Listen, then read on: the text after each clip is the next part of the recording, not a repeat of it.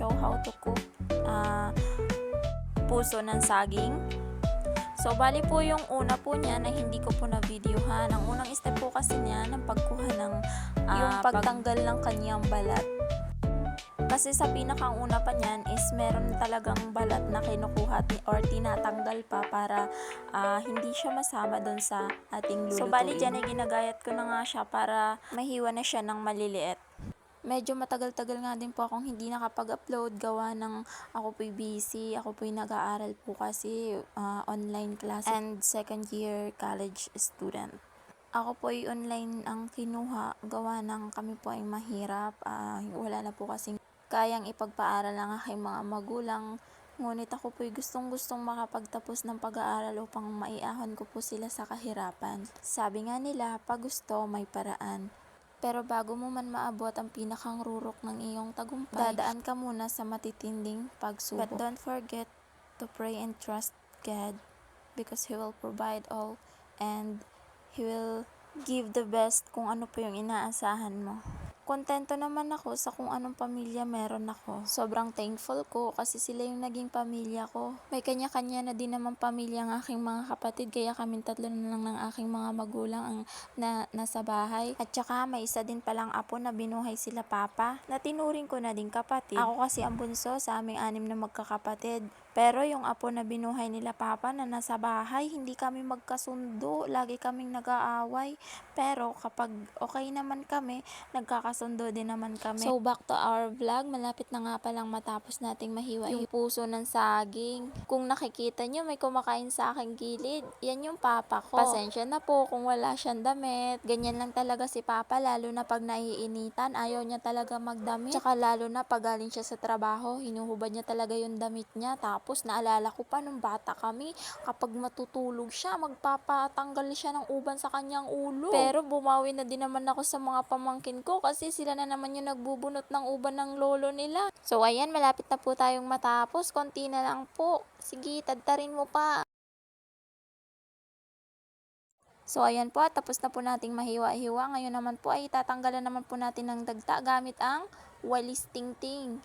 Iikot mo lang siya ng paulit-ulit para matanggal yung dagta. Hindi pa nga ako marunong dyan kasi first time ko din gumawa ng ganyan. Nagpatulong ako kay mama kung paano. Sabi ni mama, ikaw na para matuto ka. Char! At dyan tinulungan na ako ni mama kung paano kunin yung dagta. Ayan, nakikita nyo yung dagta. Yan yung dagta ng puso ng saging. Tinapon ko na nga lang doon sa gilid. Fast forward tayo kasi matagal-tagal din tanggalan ng dagta ang puso ng saging. At ayan, kapag medyo buhaghag na, pwede na yan. Si mama pa yung nag-test para sure na wala na talagang dagta. Yan po yung dagta ng saging. At dahil hindi pa satisfied si mama dyan sa pagtanggal ko ng dagta, ay tinudo ko pa ulit ng pagpaikot-ikot para matanggal talaga siya. So dito nga pala ay lalagyan na natin ng asin kasi para matanggal na yung kanyang pakla. Lalamasin mo lang siya para matanggal yung katas. Huwag na po ninyong tingnan yung pagmumukha ko dyan kasi ganyan na talaga yan. Charot! So after ko nga pong tanggalan ng katas, ayun, piniga ko na.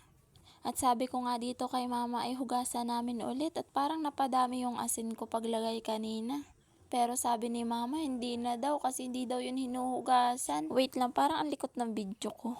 Pasensya na po kayo sa style ng pag-upo ko. Ganyan lang po talaga ako umupo kasi nasa probinsya po ako. So dahil hindi na pinahugasan sa akin ni mama, ay ayan, nilagay ko na ang taste crispy. Ano? Ay basta flour. So bali dyan ilalagay na natin ang itlog. Yan, bakin mo ng mapisa. Char. Then haluin. At pagkatapos ay magbuhay na tayo ng apoy. Pasensya na po kayo sa aming lutuan kasi ganyan po ang lutuan namin dito sa probinsya. At yan, dahil nabuhay ko na siguro yung apoy ay isasalang na natin yung kawali. At bali ganyan lamang po ay dito ay nahagip ng aking camera si Papa ay sabi ko ay okay na mang madala na si Papa sa pag voice over ko. So bali yung ginagawa ni Papa ay ganun po yung hanap buhay namin dito sa probinsya. Kung mapapansin nyo po may walis tingting po sa aking gilid. Yan po yung kinabubuhay ng aming pamilya. So bali dito po ilalagyan na po natin ng mantika. And after mainit na mantika, ayan parang ang lakas naman ng aking apoy. Wait lang at hihinaan ko lang. Char. At ayan, dahil mainit na, ilalagay na natin ang ating ingredient. Ay, char, lulutuin pala. Ito'y pamali-mali ang voiceover. Ito'y parang hindi naman siyang gumawa. So, ayan yung itsura niya kapag nasa apoy na, kapag niluluto na, yan yun. Saging, puso ng saging. So, bali ipa-flatten natin siya kasi para marami tayong magawa. Kasi hindi lang ako yung kakain dito, buong pamilya. Ay, charot. Dapat masarap. Pag hindi yan masarap, ibalik mo yan sa puno ng saging. Char. So, ayan, hintayin lang po nating maluto hanggang sa mag-brownish. Mag-brownish? Parang hindi naman brown. Ang kulay niyan. Char. Basta hanggang sa maluto yan. So, habang hinihintay nating maluto yung ating ingredient, kung sinabi ko kanina ang ingredient, charot. Habang hinihintay natin maluto yan ay mag-storytelling muna tayo. Ano, para hindi naman kayo mainip. Kwento ko kayo about my lifestyle of my family. Dati kasi, mayaman kami. Oo, hindi sa pagmamayabang, mayaman kami dati. So, dahil si Papa, hindi nabantayan ng maayos yung aming negosyo na fish pond. Ayun, nasunog. Yan, naghirap kami ngayon. Char, hindi yung ganun. Hala, walang ganun. Hoy. So, ganito kasi yun. Never and never pa kaming umangat sa aming buhay dito sa probinsya. Kasi pinanganak kaming mahirap. Kasalanan ba namin yun? So, dahil pinanganak tayong mahirap, alam mamatay tayong mahirap. Hindi. No. Never. Sabi nga ng principal namin dati, pag pinanganak kang mahirap at namatay kang mahirap, kasalanan mo na yun. So, kwento ko lang sa inyo kung paano magtanggal ng apoy dito sa tongko. Yan po ang pinaglulutuan ko po, tongko po ang tawag dyan. At ganyan po magbawas kaming mga mahihirap ng apoy. Kung sa mayaman ay di adjust lang.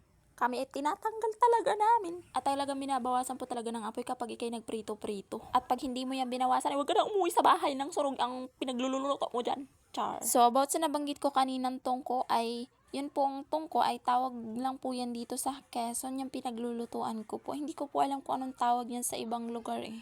Basta din sa Quezon province ay tongko yan. Ano man din. Bali dyan ay ilalagay na natin ang pang second batch. Parang ang haba, no? Char. Ano yung quitis? Basta yung tongko na yan, ay ang tawag namin sa Bisaya niyan ay sugangan.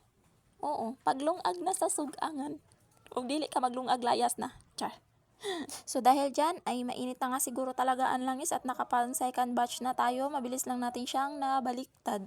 Oo, balihan na. Og dili na nimo balihon mapagtong na in taon day. Ayan, at ako po'y aamin na po talaga sa inyo. Ako po talaga itong Bisaya. Bisaya po talaga ako kasi yung mga parents ko, kasi sila po ay mga Bisaya. So, I am Bisaya girl.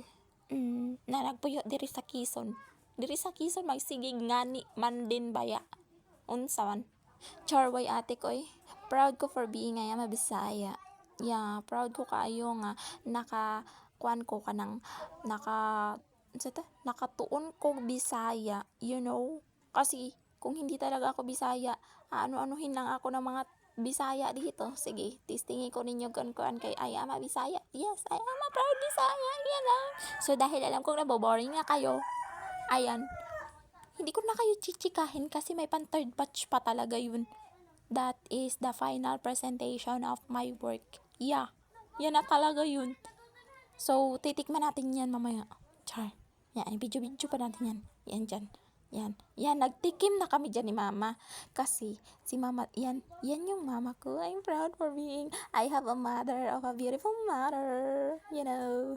So, first bite, murag naglain manang sa Disney princess ni mama. Murag tanawa ninyo. You know. Yan, tilaw na muntanan. Diba? Ingon ko lagi ka ganina. Parat lagi ka ayo, you know. Pero himuan lagi hapon na namog ka ng video kay alam na ako na ma-proud pod mo. Dapat makita ninyo ang akong video kay taas ra ba ning imbi. Ha?